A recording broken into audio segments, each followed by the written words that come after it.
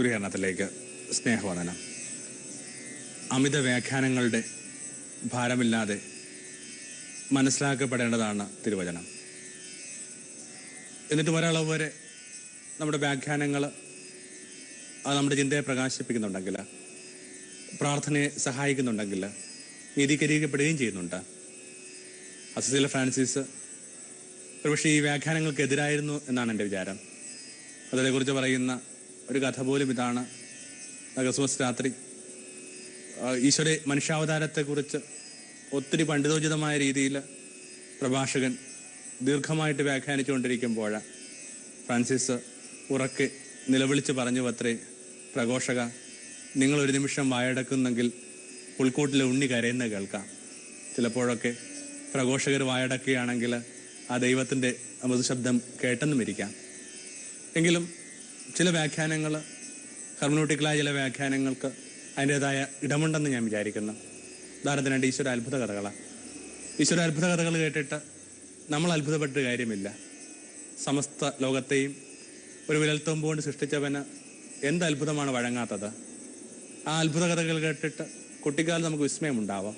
എന്നാൽ മുതിർന്നവർ അതിനകത്തുനിന്ന് വേറെ ചില ചിന്തയുടെ അടരുകളൊക്കെ കണ്ടെത്തേണ്ടതുണ്ട്. അതായത് സൗഖ്യവുമായിട്ട് ബന്ധപ്പെട്ട ബൈബിളിലെ ചില പരാമർശങ്ങളാണ് നമ്മൾ ഓർമ്മിക്കണം. ആ ബൈബിളിൻ്റെ മെറ്റീരിയൽ എന്ന് പറയുന്നത്, സുവിശേഷത്തിൻ്റെ മെറ്റീരിയൽ എന്ന് പറയുന്നത് എന്ത് വാസ്റ്റായിരിക്കണം. കൊച്ചി യോഹന്നാൻ തന്നെ അത്തരമൊരു പരിമിതിയിലാണ് സുവിശേഷം അവസാനിപ്പിക്കുന്നത്. അയാൾ എന്ത് പറഞ്ഞാണ് അവസാനിപ്പിക്കുന്നത്? ക്രിസ്തു എഴുതുകയും പറയുകയും ചെയ്യുകയും ചെയ്ത കാര്യങ്ങൾ എഴുതാൻ തുടങ്ങിക്കഴിഞ്ഞാൽ ഈ ഭൂമിയിൽ ഒരു പുസ്തകവും മതിയാവില്ല. അങ്ങനെയെങ്കിൽ ഒരു പുസ്തകത്തിനകത്തും മതിയാവാത്ത അവൻ്റെ കർമ്മങ്ങളിൽ നിന്ന്, അവൻ്റെ ഇടപെടലുകളിൽ നിന്ന് എന്തുകൊണ്ടായിരിക്കണം കുറച്ച് കാര്യങ്ങൾ മാത്രം കൃത്യമായി ശേഖരിക്കപ്പെടുകയും അത് കാലത്തിനതീതമായി നിലനിർത്തപ്പെടണമെന്നൊക്കെ ആ നിയതി നിശ്ചയിക്കുകയും ചെയ്യുന്നത്? അത് നമുക്ക് ചില പാഠങ്ങൾ തരാൻ വേണ്ടിയായിരിക്കണം. ഈ ഒരു പോർഷൻ ഇതിനകത്ത് ഉണ്ടാകണമെന്ന് വാമൊഴിയായിട്ടോ വരമൊഴിയായിട്ടോ ഈ ദൂത് കൈമാറിയ ആൾ ആഗ്രഹിക്കുമ്പോൾ അതിനകത്ത് ഒരു സിംബോളിസം, പ്രതീകാത്മക എന്ന് പറഞ്ഞ ഒരു തലം കൂടി ഉണ്ടാവും. ഇങ്ങനെയെങ്കിൽ ക്രിസ്തുവിൻ്റെ ആ സൗഖ്യകഥകളൊക്കെ വേറൊരു ലെയറുണ്ട് അതിനകത്ത്. അത് അന്ധനെ സൗഖ്യപ്പെടുത്തുന്നുള്ളത് അത് തീർച്ചയായിട്ടും ഒരുവൻ്റെ ഉൾഅടരുകളെ പ്രകാശിപ്പിക്കുന്ന ഒരു വിചാരമാണ്, ആന്തരിക മിഴികളെ പ്രകാശിപ്പിക്കുന്ന ഒന്നാണ്. അതുകൊണ്ടാണ് ക്രിസ്തു ഉടനീളം പറയുന്നുണ്ടല്ലോ, കണ്ണുണ്ടായിട്ടും കാണാതെ പോവുക. അപ്പം അങ്ങനെ വരുമ്പോൾ തൻ്റെ കാലത്ത് ക്രിസ്തു വിശേഷിപ്പിക്കുന്നത് അങ്ങനെയൊക്കെ പറഞ്ഞുകൊണ്ടാണ്.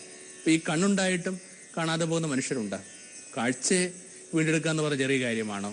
അല്ലെങ്കിൽ കാതിൽ തൊട്ടുകൊണ്ട് പറയുന്ന എഫാത്ത, തുറക്കപ്പെടട്ടെ. എന്തുമാത്രം മേഖലകളിൽ അടഞ്ഞ മനസ്സാണ് നമ്മുടേത്. എന്തുമാത്രം മേഖലകളിൽ ഓപ്പൺനെസ് ആവശ്യമുണ്ട്, എന്തുമാത്രം മേഖലകളിൽ ടോളറൻസ് ആവശ്യമുണ്ട്. ഈശോ പറയുന്ന കണക്ക് തന്നെ ആ പുതിയ വീഞ്ഞിന് പുതിയ തോൽക്കുടം ആവശ്യമുണ്ട്. പലതിനെയും സ്വീകരിക്കാൻ പറ്റുന്ന ഒരു മനസ്സ്, ഈ ബി ഓപ്പൺഡ് എന്ന് പറയുന്നൊരു തലമില്ലേ അതിനകത്ത്? അല്ലെങ്കിൽ കുഷ്ഠരോഗി സൗഖ്യപ്പെടുത്തിയ സംഭവം, അത് ഞാൻ വിചാരിക്കുന്നത് നമ്മുടെ സെൻസിറ്റിവിറ്റി നഷ്ടപ്പെടുന്നു എന്നുള്ളതാണ് ഈ രോഗത്തിനകത്ത് ഏറ്റവും വലിയ അപകടം. നമ്മൾ അറിയുന്നേയില്ല. വിരൽ മുറിഞ്ഞു പോയാൽ പോലോ അല്ലെങ്കിൽ തീപ്പൊള്ളലേറ്റാലോ ഒന്നും നമ്മൾ അറിയുന്നില്ല. ജീവിതത്തിൻ്റെ ഏറ്റവും ഗുണപരമായൊരു തലം ജീവിതത്തിൻ്റെ സെൻസിറ്റിവിറ്റിയാണ്. ആ സെൻസിറ്റിവിറ്റി നഷ്ടമായി കഴിഞ്ഞാൽ പിന്നെ നമ്മളില്ല.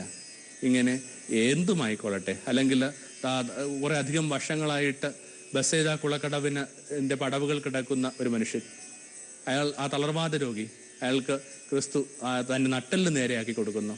ആ മനുഷ്യനെ നേരെ നിൽക്കാനായിട്ട് പ്രേരിപ്പിക്കുന്നു. ഇതൊക്കെ വ്യത്യസ്ത മേഖലകൾക്കകത്ത് വ്യത്യസ്ത അടരുകളിൽ ക്രിസ്തു കൊടുത്ത പ്രകാശത്തിൻ്റെയും വീണ്ടെടുപ്പലിൻ്റെയും ഒക്കെ സാക്ഷ്യമാണ്. അങ്ങനെയെങ്കിൽ ആ ഒരു സ്വാതന്ത്ര്യത്തിൽ ഒരുപക്ഷെ ആ പ്രഘോഷകൻ്റെ സ്വാതന്ത്ര്യത്തോടും വിനയത്തോടും കൂടി ബൈബിളിലെ ഒരു കുഞ്ഞു സംഭവം ഒന്ന് മനസ്സിലേക്ക് കൊണ്ടുവരുന്നത് നല്ലതാണ്. അത് സ്ത്രീകളുമായി ബന്ധപ്പെടുത്തി ചർച്ച ചെയ്യപ്പെടേണ്ട ഒരു വിഷയമാണെന്ന് ഞാൻ കരുതുന്നു. കാരണം പൊതുവെ ക്രിസ്തു എന്തുമാത്രം സ്ത്രീകളെ ചേർത്ത് നടന്നു, എന്നിട്ട് നമ്മുടെ കാലം അത്രയും സ്ത്രീകളെ ചേർത്ത് പിടിക്കുന്നുണ്ടോ? മൃഗമായിട്ടോ സ്ത്രീയായിട്ടോ ഞങ്ങളെ സൃഷ്ടിക്കാത്തതിൽ നിനക്ക് സ്തോത്രമെന്ന് പറഞ്ഞ് യഹൂദ പുരോഹിതൻ തൻ്റെ പ്രഭാതന പ്രാർത്ഥന ചൊല്ലുന്ന ഒരു സംസ്കാരത്തിലാണ് ക്രിസ്തു പിറക്കുകയും വളരുകയും ഒക്കെ ചെയ്തത്, വാഴുകയും ഒക്കെ ചെയ്തത്. എന്നിട്ടും ആ സംസ്കാരത്തിനകത്ത് എന്തുമാത്രം ഈ സ്ത്രീകളെ കേന്ദ്രീകരിച്ച് ക്രിസ്തു സംസാരിച്ചു തുടങ്ങി. ഒരു ഉപമ പറയുമ്പോൾ പോലും അതിന് തുല്യമായിട്ടൊരു ഉപമ സ്ത്രീകളുടെ പശ്ചാത്തലത്തിൽ നിന്നുണ്ടാകും. ആട് നഷ്ടപ്പെട്ടു എന്നൊരു ഉപമ എടുക്കുക, അടുത്ത നിമിഷത്തിന് ക്രിസ്തു പറയും ഒരു സ്ത്രീക്ക് ഒരു നാണയം നഷ്ടമായി.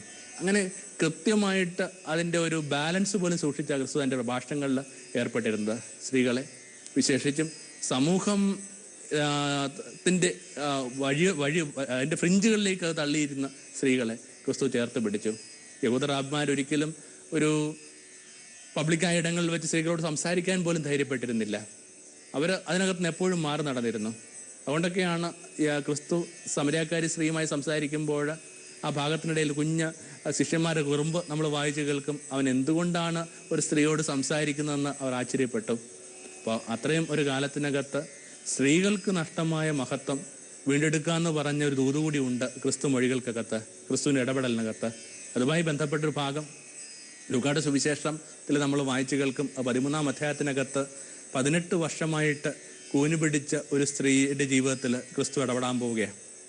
മിക്കവാറും എല്ലാ സൗഖ്യ കഥകൾക്കകത്തും നമ്മൾ വായിച്ചു കേൾക്കുന്നൊരു ഭാഗമുണ്ട്. ആരെങ്കിലും അവനോട് ഇടപെടാൻ ആവശ്യപ്പെടുന്നുണ്ട്. ഒന്നെങ്കിൽ രോഗി തന്നെ നിലവിളിക്കുന്നു, അല്ലെങ്കിൽ രോഗികൾക്ക് വേണ്ടി ആരെങ്കിലുമൊക്കെ ചില മാധ്യസ്ഥങ്ങൾ നടത്തുന്നുണ്ട്. അവന് വേണ്ടി ആരോ ഇടപെടാൻ ആവശ്യപ്പെടുന്നുണ്ട്. ക്രിസ്തു തന്നെ ശ്രദ്ധ അർഹിക്കുന്ന വിധത്തിൽ അല്ലെങ്കിൽ ശ്രദ്ധ കേന്ദ്രീകരിച്ചുകൊണ്ട് ഇടപെടുന്ന അപൂർവം ചില സൗഖ്യപ്പെടുത്തൽപ്പെടുത്താവുന്ന ഒരു സംഭവമാണ് ഈ കൂന് പിടിച്ച സ്ത്രീയെ സൗഖ്യപ്പെടുത്തുന്ന ആ ഒരു രംഗം. 18 വർഷമായിട്ട് ഇവള് ഇങ്ങനെ കൂന് പിടിച്ച് നടക്കുക.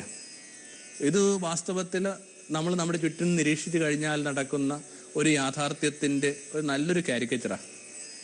നമ്മുടെ തൊട്ടുമുമ്പുള്ള തലമുറ എടുക്കുക, മിക്കവാറും എല്ലാ സ്ത്രീകളും തന്നെ ഈ കൂന് പിടിച്ച് നടന്നിരുന്നത്. കാരണം ജീവിതത്തിലുടനീളം കുനിഞ്ഞു നിൽക്കേണ്ടി വരുന്ന വ്യക്തികളായി ഇവര്. കുഞ്ഞിനെ കുളിപ്പിക്കണമെങ്കിൽ, ഭക്ഷണം പാകം ചെയ്യണമെങ്കിൽ അടുപ്പവാതകങ്ങളൊക്കെ എന്നും താഴെയായിരുന്നു നമ്മൾ ഓർമ്മിക്കണം. അടുത്ത കാലത്തൊക്കെയാണ് അത് ഈ തോളോളം ഉയരത്തിലൊക്കെ ആയിട്ട് നമ്മൾ ക്രമീകരിച്ചു തുടങ്ങിയിരിക്കുന്നത്. ഇപ്പോൾ വിറക് ശേഖരിക്കാനാണെങ്കിലും വസ്ത്രം അലക്കാനാണെങ്കിലും നിരന്തരം കുനിഞ്ഞ് വല്ലാതെ കൂന് പിടിച്ച ഒരു സ്ത്രീ സമൂഹമുണ്ട്. ആ സ്ത്രീയുടെ നട്ടലിനെ ഈശോ വീണ്ടെടുക്കുക. സ്ത്രീകൾക്ക് കൂനെന്ന് പറയുന്നത് നമ്മൾ ഓർമ്മിക്കരുത് അത് തൊട്ടുമുമ്പത്തൊരു കാലത്തിൻ്റെ മാത്രം ഗതിയാണെന്ന്. ഒരു ഗ്രൂപ്പിനോട് ഷെയർ ചെയ്യുമ്പോൾ ഒരു വീട്ടമ്മ ഓർമ്മിക്കുന്നു, എനിക്ക് കൂനില്ല, കാരണം എന്താണ്, എനിക്ക് കുളിക്കാനായിട്ട് ഷവറുണ്ട്, എനിക്ക് വളരെ ഉയരത്തിൽ വെച്ചിട്ടുള്ള മൈക്രോ ഓവനുണ്ട്, പക്ഷെ എന്നിട്ടും എൻ്റെ ഉള്ളിൽ കൂനുണ്ട്. എന്നിട്ടും അതുകൂടാതെ ഞാൻ എൻ്റെ മകളെ ഒബ്സർവ് ചെയ്യുമ്പോൾ എനിക്ക് തോന്നുന്നു എൻ്റെ മകൾക്കും ചെറിയ കൂനുണ്ട്.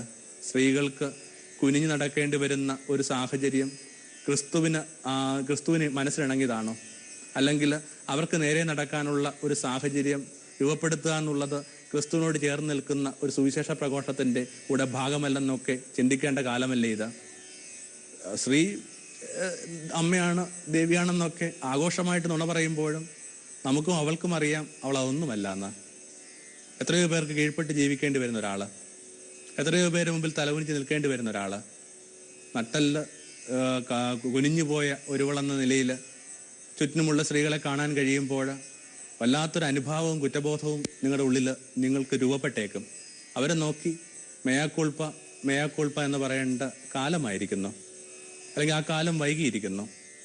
2 പുസ്തകങ്ങൾ ഒരു വല്ലാതെ പ്രണതാനുഭവങ്ങൾ കടന്നു പോയൊരു സ്ത്രീ എഴുതിയിട്ടുണ്ട്, അജിത് കവറാത്. അതിൻ്റെ ടൈറ്റില് സ്ത്രീയുടെ ലോട്ട.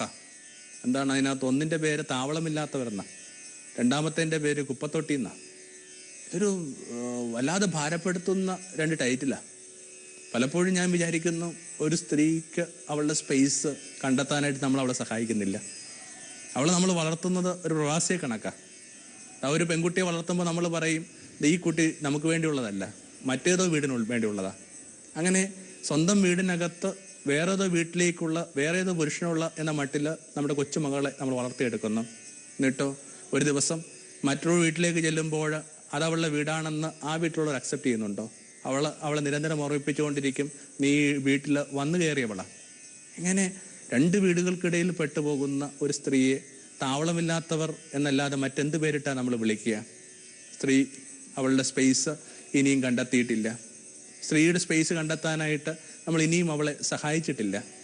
പലപ്പോഴും എല്ലാത്തിൻ്റെ ഭാരങ്ങളും അൾട്ടിമേറ്റായിട്ട് വഹിക്കേണ്ടി വരുന്ന സ്ത്രീയുടെ ഒരു കാലഘട്ടത്തിൻ്റെ എല്ലാ തിന്മകളുടെയും ഡയറക്റ്റ് ഓർ ഇൻഡയറക്റ്റ് ഇര എന്ന് പറയുന്ന സ്ത്രീയാണ്.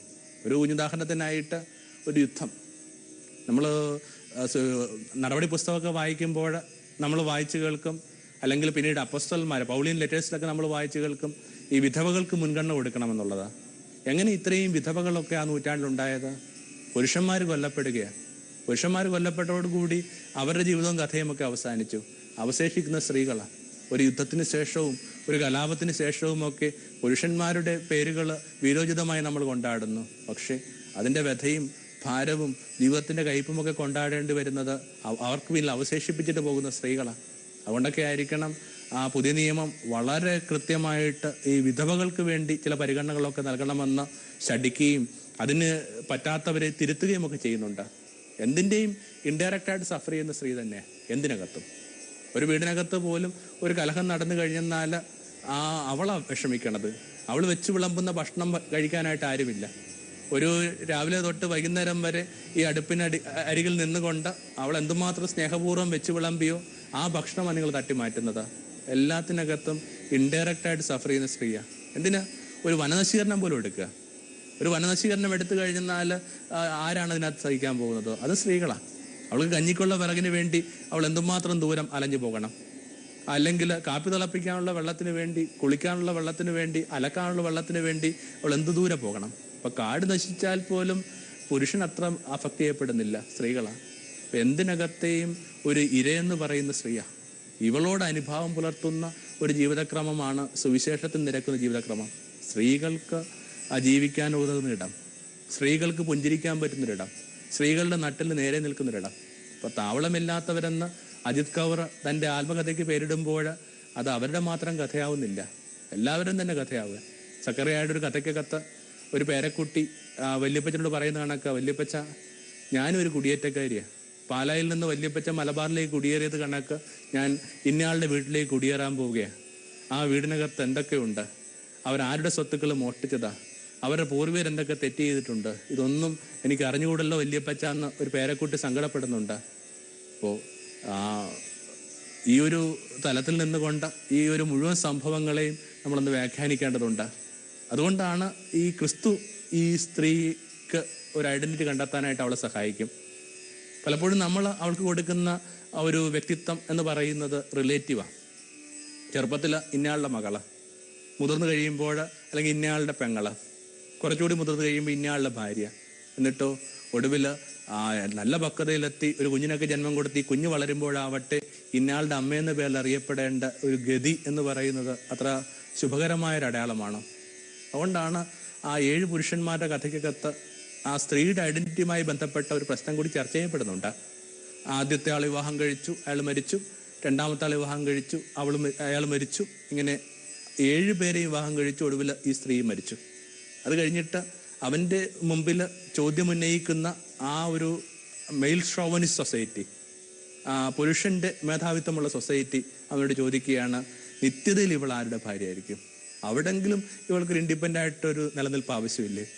ക്രിസ്തു അവിടെ അവൾ ആരെയും വിവാഹം കഴിപ്പിക്കുകയോ ചെയ്യുന്നില്ല എന്നൊക്കെ പറഞ്ഞിട്ട് അവളുടെ തനിമയും അവളുടെ സ്വത്വബോധവും ഒക്കെ വീണ്ടെടുത്ത് കൊടുക്കുക. ആ നിത്യത എന്ന് പറയുന്നത് ദൈവത്തിൻ്റെ മനസ്സിലെ ആ ഒരു സങ്കല്പ ഭൂമിയാണ്. ദൈവത്തിൻ്റെ മനസ്സിലെ ഒരു എന്തായിരിക്കണം ഒരു ഭൂമി എന്നുള്ളതിനെ കുറിച്ചുള്ള ദൈവത്തിൻ്റെ സങ്കല്പം. അത്തരം സങ്കല്പ ഭൂമിയിലെങ്കിലും അവളുടെ ഐഡന്റിറ്റി അവളുമായിട്ട് മാത്രം ബന്ധപ്പെട്ടതാണ്, മറ്റാരുമായി ബന്ധപ്പെട്ടതല്ല. അവളുടെ തനിമ കണ്ടെത്തുന്നുണ്ട്. അവൾ ആരുടെയും ഭാര്യയല്ല, അവളാ. അപ്പോൾ അവളാണെന്ന് കണ്ടെത്തുന്ന വിധത്തിലുള്ള ഒരു സ്പേസ് നമ്മൾ ഇടങ്ങളിൽ കൊടുക്കുന്നുണ്ടോ? കല്യാണത്തെക്കുറിച്ചൊക്കെ പറയുമ്പോൾ പോലും നമ്മൾ എന്തുമാത്രം കൃത്രിമമായ ആർട്ടിഫിഷ്യലായ കാര്യങ്ങളൊക്കെ പറഞ്ഞു വെക്കുന്നത്. നമ്മൾ പറയുന്നത് ഇനി മുതൽ അവർ ഒന്നാണ്. എന്നിട്ടും ഓരോ തീരുമാനങ്ങൾക്കകത്തും ഇവളുടെ തീരുമാനങ്ങൾക്ക് എന്ത് പ്രസക്തിയുണ്ട്, ഇവളുടെ സങ്കടങ്ങൾക്ക് എന്ത് ഇടം കൊടുക്കുന്നുണ്ട്?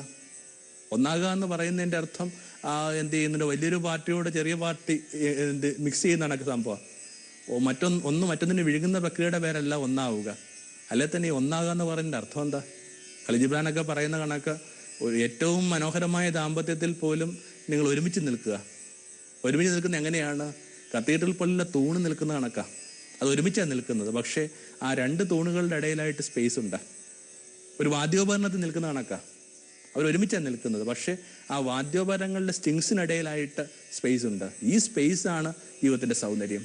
സ്ത്രീക്ക് സ്വന്തം ഇടം കണ്ടെത്താനായിട്ട് സഹായിക്കുന്ന ഒരു ജീവിതക്രമം, അവളുടെ ഇടം കണ്ടെത്താനായിട്ട് അവളെ പ്രേരിപ്പിക്കുന്ന വിധത്തിൽ ഉള്ള തുറവി, ഇതൊക്കെ നമ്മുടെ കാലത്തെ ആൺകുട്ടികളും പുരുഷന്മാരുമൊക്കെ വീണ്ടെടുക്കേണ്ടതുണ്ട്. എന്നിട്ടോ ഈ ഒരു സംഭവത്തിന് ശേഷം നമ്മൾ വായിച്ചു കേൾക്കുന്നു, സിനഗോഗിലെ അധികൃതർ ഇതിനെതിരായിട്ട് വല്ലാതെ കലാപം ഉയർത്തുകയാണ്. സാപത്ത് ലംഘനമെന്നൊക്കെയാണ് എന്ന പേരിലാണ് അവർ കലാപം ഉയർത്തുന്നത്. പക്ഷെ എനിക്ക് തോന്നുന്നു ഇതൊരു സ്ത്രീയുടെ നട്ടല് നേരെ ആയതുകൊണ്ട്, സ്ത്രീ നേരെ നടക്കുന്നതിനെ കുറിച്ച് ആർക്കും അത്ര താല്പര്യമൊന്നുമില്ല. ഈ സ്ത്രീ നേരെ നടക്കാത്തതുകൊണ്ടുള്ള വേറെ പ്രതിസന്ധികൾ എന്താ? ഒരാൾ കൂനി പിടിച്ച് നടന്നു കഴിഞ്ഞാൽ സംഭവിക്കാവുന്ന ഒരു ദുരന്തം അയാളുടെ കാഴ്ചകൾ വളരെ ലിമിറ്റഡ് ആകും. ഈ പുരുഷന്മാരൊക്കെ സ്ത്രീകളെ കുറിച്ച് പറയുന്ന ഒരു ആരോപണമുണ്ടല്ലോ, അവരുടെ കാഴ്ച വളരെ ചുരുങ്ങിയതാണ്.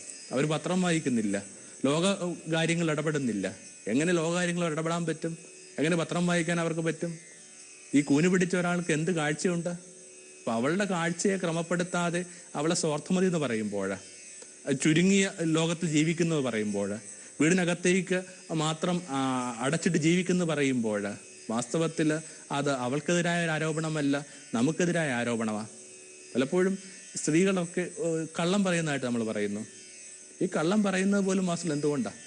ഞങ്ങളുടെ ഒരു അച്ഛൻ, അദ്ദേഹത്തെ എൻ്റെ റെക്ടറച്ഛനാണ്, ഫ്രാൻസിസ് ക്രിസ്റ്റി അച്ഛനാണ്. അദ്ദേഹം അവധിക്കാലത്ത് അദ്ദേഹത്തിൻ്റെ അമ്മ വീട്ടിൽ പോയി നിൽക്കും.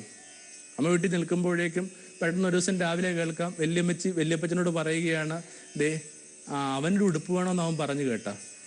അവൻ ഉടുപ്പ് വേണമെന്ന് അവൻ പറഞ്ഞിട്ടില്ല. പാഞ്ചിക്കൊരു ഉടുപ്പ് വേണമെന്ന് പറയുക, പാഞ്ചി ഇത് പറഞ്ഞിട്ടില്ല. അതിൻ്റെ അർത്ഥം എന്താണ്?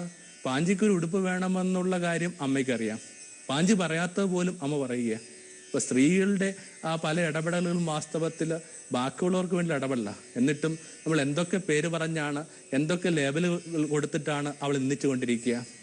അവളെ വീണ്ടെടുക്കുക, അവളെ സ്വന്തം സ്പേസ് കണ്ടെത്താനായിട്ട് സഹായിക്കുക, അവൾ നട്ടലുയർത്തി ഈ ആകാശത്തെ കാണട്ടെ. അതായിരിക്കും ഒരു പക്ഷേ ഈ ദിനങ്ങളിലുള്ള ഏറ്റവും ശ്രേഷ്ഠമായ ആ സുവിശേഷത്തിൻ്റെ ഇടപെടലെന്ന് ഞാൻ വിശ്വസിക്കുന്നു. സച്ചിദാനന്ദൻ്റെ ഒരു കവിതയുണ്ട്, അത് വല്ലാതെ എന്നെ സ്വാധീനിച്ചൊരു കവിതയാണ്. ആ കവിത ഇങ്ങനെയാണ്: ഒരു സ്ത്രീയെ സ്നേഹിക്കുക എന്നാൽ അവളെ കല്ലിനുള്ളിൽ നിന്ന് ഉയർത്തെഴുന്നേൽപ്പിക്കുക എന്നർത്ഥം. ഒരു സ്ത്രീയെ സ്നേഹിക്കുക എന്നാൽ കരിയും മെഴുക്കും പുരണ്ട അവളുടെ പകലിനെ സ്വർഗത്തിൻ്റെ പൂമ്പടി ഉച്ഛസിക്കുന്ന വാനമ്പാടിയായി മാറ്റുക എന്ന. രാത്രി ആ തളർന്ന ചിറകുകൾക്ക് ചേക്കേറാൻ ചുമൽ കുനിച്ച് നിൽക്കുന്ന തളിര് നിറഞ്ഞ മരമായി മാറുക എന്നത്. ഒരു സ്ത്രീയെ സ്നേഹിക്കുക എന്നാൽ കാറ്റും കോളും നിറഞ്ഞ കടലിൽ മേഘങ്ങൾക്ക് കീഴിൽ പുതിയൊരു ഭൂഖണ്ഡം തേടി കപ്പലിറക്കുക എന്നർത്ഥം.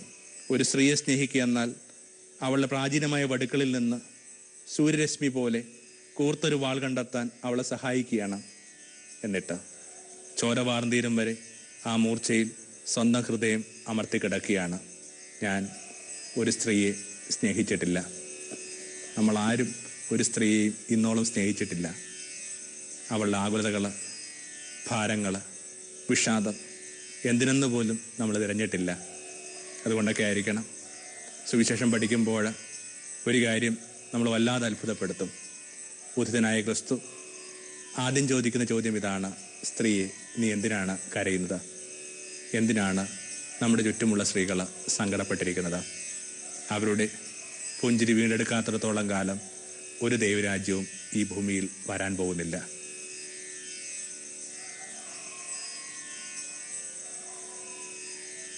സ്ത്രീയുടെ മഹത്വവും പ്രകാശവും സ്വാതന്ത്ര്യവും വീണ്ടെടുക്കാനായി ഒരു കൈ സഹായം കൊടുക്കാൻ, നിമിത്തമാകുവാൻ ഭൂമിയിലെ പുരുഷന്മാരെയൊക്കെ സഹായിക്കണമേ.